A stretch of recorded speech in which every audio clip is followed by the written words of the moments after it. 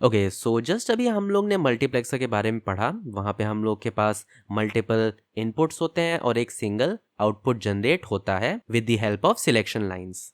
अब इसी का जस्ट एक उल्टा कॉन्सेप्ट भी होता है जो मैंने अभी थोड़ी देर पहले आपको नहीं बताया, बट अभी बता देता हूँ कि बाय चांस आपसे अगर कोई पूछ ले, ओके ये बहुत ज़्यादा पूछा नहीं जाता है, बट बाय चांस आपसे अगर पूछ ले तो आप उसका जवाब दे पाओ। वैसे ये शब्द से भी आपको समझ में आ जाएगा। इसको हम लोग बोलते हैं डी मल्टीप्लेक्स। मेरे ख्याल से मैक्सिमम लोग को शब्द से समझ में आ गया होगा। यहाँ पे क्या होता है, यहाँ पे आपके पास सिंगल इनपुट होता है और आप उससे मल्टीपल आउटपुट्स जनरेट करते हो। अब ये कैसे काम करता है, ठीक है, उसी सेम कॉन्सेप्ट पे हमारा डिकोडर भी काम करेगा, ठीक है।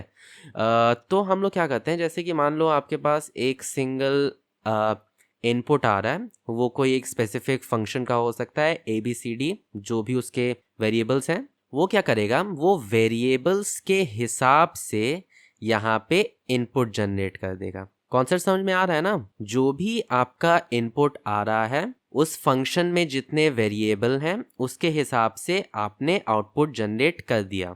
ओके, फंक्शन के हिसाब से कर रहे हैं, जो आपका एग्जैक्ट एक्सप्रेशन आ रहा है उसके हिसाब से नहीं। जो आपका फंक्शन है, मल्टीप्लेक्सर के उतने इनपुट्स होंगे। अभी हम लोग किसी स्पेसिफिक इनपुट की बात नहीं कर रहे हैं। ओके, अब जैसे आपका कोई स्पेसिफिक इनपुट आया, जैसे कि मान लो ए बार बी सी बार, ठीक है।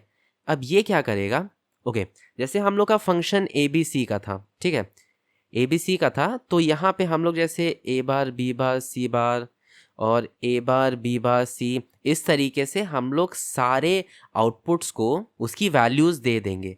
अब ये क्या करेगा कि जहाँ जहाँ पे ये वैल्यू प्रेजेंट नहीं है, जैसे कि ये बस एक ही जगह प्रेजेंट होगा ना, ए बार बी सी बार कहीं यहाँ पे प्रेजेंट होगा, मान लो जैसे ये है ए बार बी सी बार, तो ये बस इसके लिए वैल्यू 1 करेगा, बाकी सब के लिए 0 करेगा।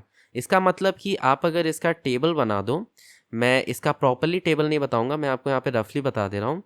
ए बी सी मान लो आपका दिया हुआ है और कहीं यहाँ पे आपका आया 0 1 0, तो ये क्या करेगा, 0 1 0 आपका क्या होता है, 0 1 0 आपका होता है 2, तो ये क्या करेगा, D0 D1 D2 और जो भी जितने हैं यहाँ पे बाकी सबको ये 0 कर देगा, बस ये D2 को 1 करेगा और बाकी सबको फिर 0 करता जाएगा। ठीक है, लॉजिक समझ में आ गया डी मल्टीप्लेक्सर कैसे काम करता है। अब हम लोग समझते हैं डिकोडर को।